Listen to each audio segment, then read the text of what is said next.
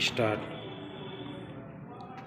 अर्थव्यवस्था उत्पादन, वितरण और खपत की एक सामाजिक व्यवस्था है जो किसी देश या क्षेत्र विशेष में अर्थशास्त्र का गतिशील आईना भी होती है। इस शब्द की सबसे प्राचीन कसौटी कौटिल्य के अर्थशास्त्र में देख सकते हैं। इसी आर्थिक गतिशीलता को बनाए रखने के लिए सरकारें नए कदम भी उठाती है और नए आयामों की खोज में लगी रहती है। हालांकि विनिवेश और निजीकरण जैसे शब्द भारतीय शासन पद्धति में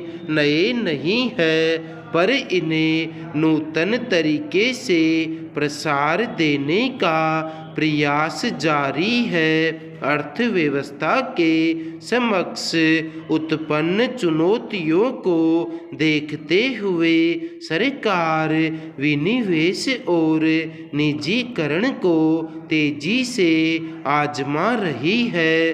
जाहिर है इससे सरकार को अतिरिक्त राजस्व मिलेगा और शासन की दक्षता में वृद्धि होगी। इस हकीकत को भी दरकिनार नहीं किया जा सकता कि एक सीमा के बाद इसके दुष्प्रभाव भी देखने को मिल सकते हैं। विनिवेश और निजीकरण के फर्क को भी समझने की जरूरत है।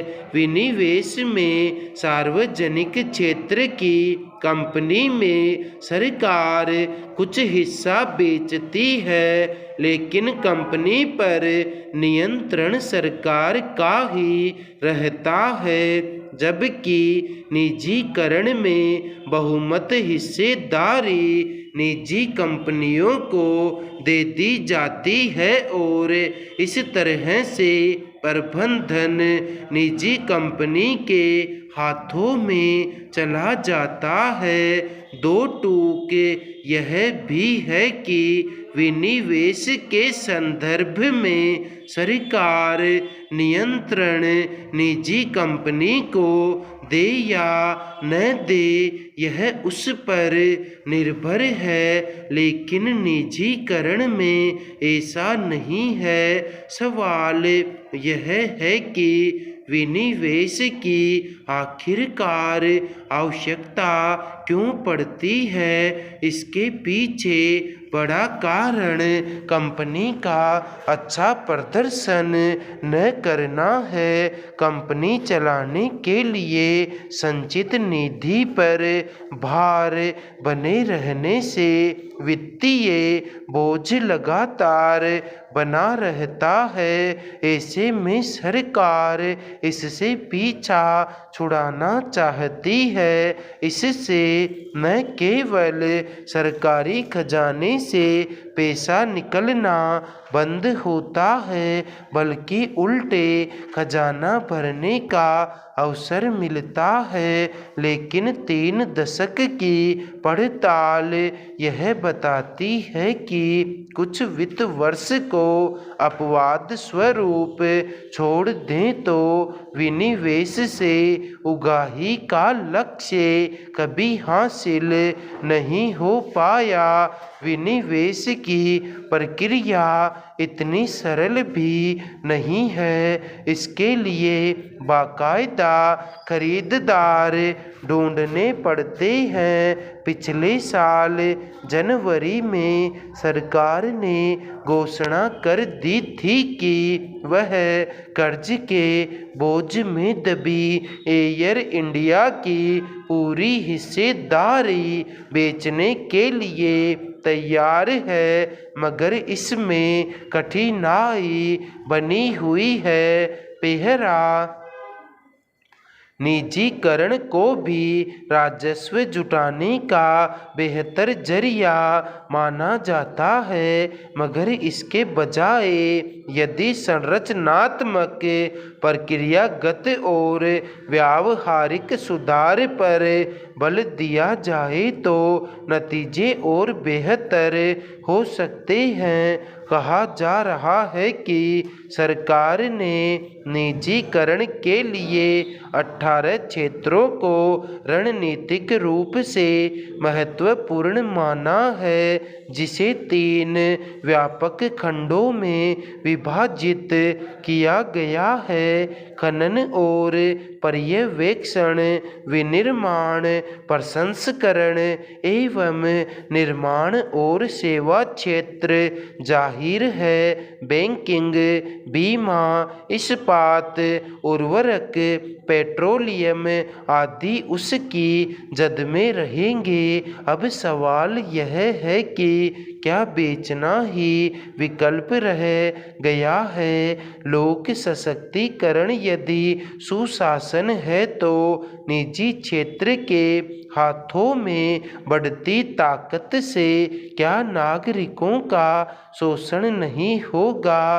राजकोषीय घाटे को कम करने के लिए भी सरकार विनिवेश की ओर कदम बढ़ाती है, साथ ही इस पूंजी का इस्तेमाल कर्ज कम करने के लिए भी करती है। मगर लोक कल्याण इस प्रक्रिया से क्या प्रभावित होता है?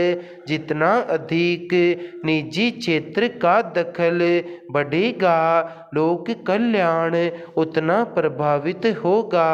मुनाफे के बगैर निजी क्षेत्र काम नहीं कर सकते और घाटे में रहकर भी जनता के हित सुनिश्चित करना सरकार अपना धर्म समझती है।